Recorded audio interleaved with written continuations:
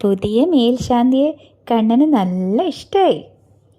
ആദ്യം ഒരല്പം ആശങ്ക മനസ്സിലുണ്ടായെങ്കിലും നേദ്യമൊക്കെ കഴിച്ചതോടെ അതൊക്കെ മാറി. വയറ് നിറയെ കഴിച്ചു. പൂജകളൊക്കെ കഴിഞ്ഞ് തിരുമേനി കണ്ണനോട് പറഞ്ഞു, ഇനി ഉറങ്ങാൻ കണ്ണാ.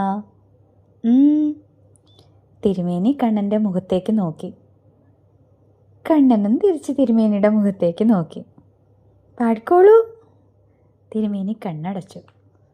എന്നിട്ട് പറഞ്ഞു, ചാച്ചിക്കോളൂ കേട്ടോ എന്ന് പറയല്ല, നീലാംബരി മൂളി. മാധവ മാമവ ദേവാ കൃഷ്ണ യാദവ കൃഷ്ണ യദുകുല കൃഷ്ണ.